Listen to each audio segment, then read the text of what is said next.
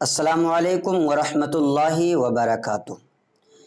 ایک بہن کا سوال یہ ہے کہ کیا زندگی ہی میں کوئی موت سے پہلے اپنی نمازوں کا اور اپنے روزوں کا فدیہ دے سکتا ہے کہ وہ پھر اپنی جو نمازیں چھوڑا ہے اس سے بری ذمہ ہو جائے، جو اس نے روزہ چھوڑا ہے اس کے اوپر سے وہ گناہ ختم ہو جائیں؟ کیا ایسی کوئی صورت ہے یا نہیں ہے؟ تو آج میں انشاءاللہ تبارک و تعالی فتاوی مرکز تربیت افتاء کے حوالے سے اس میں ایک سوال کیا گیا، جو سوال بھی لگ بھگ اسی طریقے سے ملتا جلتا ہے، وہ سوال بھی آپ کے سامنے رکھوں گا اور ساتھ ہی اس کا پورا تفصیلی جواب جو ہے یہ بھی آپ کے سامنے رکھنے کی کوشش کروں گا۔ سوال ہوتا ہے کہ ایک شخص ہیں جو یہ کہتے ہیں کہ اپنی قضا نمازوں کا فدیہ ادا کر رہے ہیں، اور حاجی صاحب ہیں، ان کا کہنا یہ ہے کہ میں نے حج کی ادائیگی سے پہلے نمازوں کا فدیہ دے دیا ہے اور اب وہ قضا نمازیں میرے ذمہ سے ساقط ہو چکی ہیں۔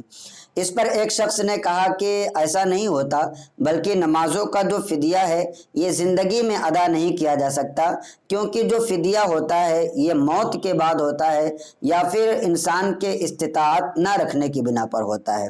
یعنی کہ اتنا بیمار ہو جائے کہ نماز ادا نہیں کر سکتا اور اسے ایسا لگتا ہے کہ اب اسی بیماری میں موت ہو جائے گی، تو ایسی صورت میں پھر وہ فدیہ دے سکتا ہے۔ یا ادائیگی پر قدرت نہ ہو تو اس کی جانب سے کوئی دوسرا انسان فدیہ دے سکتا ہے۔ تو اس پر اس نے کہا کہ مجھ سے حج کمیٹی کے علماء نے یہ بتایا ہے کہ اگر کوئی زندگی میں ہی اپنی نمازوں کا اپنے روزوں کا فدیہ دے دے تو اس کے اوپر سے وہ نماز وہ روزے ساقط ہو جاتے ہیں۔ تو اس کے جواب میں فرمایا گیا کہ قضا نمازوں کا فدیہ زندگی میں نہیں ادا کیا جا سکتا، اس لیے کہ فدیہ جو ہے مردے کی جانب سے اس کے ورثہ، یعنی کہ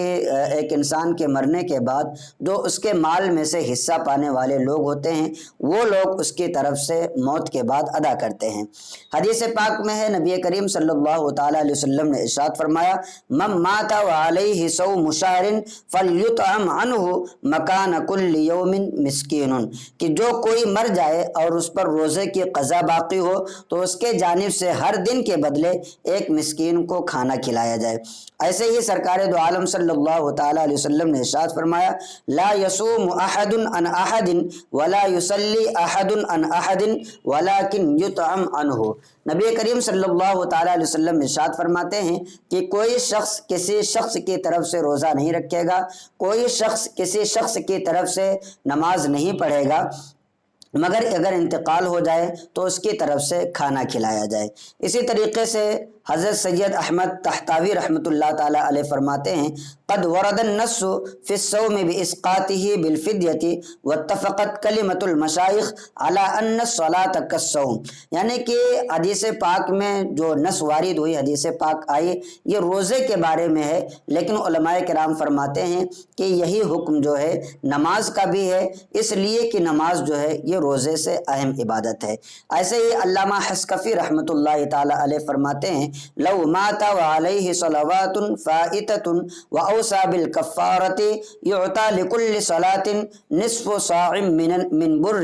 کالفطرۃ، یعنی اگر کسی کی وفات ہو گئی اور اس کے ذمہ قضا نمازیں باقی ہیں اور کفارے کی وہ شخص وصیت کر گیا تو ہر نماز اور ہر روزے کے بدلے نصف سا گیہوں صدقے فطر کی مقدار اس کے تہائی مال سے ادا کی جائے۔ اور اگر میت نے کچھ مال نہ چھوڑا ہو تو اس کا وارث جو اس کے مال میں سے حصہ پانے والے لوگ ہوتے ہیں، تو اگر کچھ مال نہ چھوڑا ہو تو اس کا وارث آدھا سا گیہوں لے کر ایک نماز یا ایک روزے کے بدلے کسی غریب کو دے، پھر وہ غریب اسی وارث کو لوٹا دے، پھر وہ اس غریب کو لوٹائے، پھر وہ غریب جو ہے اس وارث کو لوٹائے، اسی طریقے سے یہ لوٹاتے رہے، دیتے رہے، لوٹاتے رہے، دیتے رہے، یہاں تک کہ یہ معلوم ہو جائے کہ اتنی نمازیں یا اتنے روزے تھے اور اتنی بار یہ کیا جا چکا، تو ایسی صورت میں بھی ادا ہو جائے گا۔ لیکن یہ اس صورت میں ہے جب وارث کو استطاعت نہ ہو، اور اگر وارث کو استطاعت ہو تو ایسی صورت میں ہر نماز کے بدلے ایک صدقہ فطر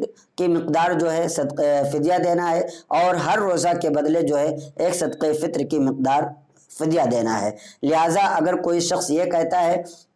کہ ہم اپنی زندگی ہی میں اپنی نمازوں کا اپنے روزوں کا فدیہ دے دیں گے، تو اس طریقے سے زندگی ہی میں نمازوں اور روزوں کا فدیہ ادا نہیں ہوتا۔ اس لیے آپ زندہ ہیں تو زیادہ سے زیادہ اپنی نمازیں پڑھنے کی کوشش کریں، اور اگر کوئی بائی چانس نہیں پڑھ پایا اور اس کے موت کا وقت آ گیا تو پھر اپنے وارثین کو وصیت کر جائے کہ اس کی طرف سے ہر نماز کے بدلے میں یا ہر روزے کے بدلے میں جو فدیہ ہوتا ہے اسے ادا کر دیں۔ تو امید کرتا ہوں کہ یہ کلپ آپ کو اچھی لگی ہو۔ آپ سے درخواست ہے کہ اس کلپ کو زیادہ سے زیادہ اپنے دوستوں احباب کو بھی شیئر کریں تاکہ انہیں بھی دینی معلومات حاصل ہوں اور وہ بھی دین کے مسائل پر صحیح طریقے سے عمل کر سکیں۔ السلام علیکم ورحمۃ اللہ وبرکاتہ۔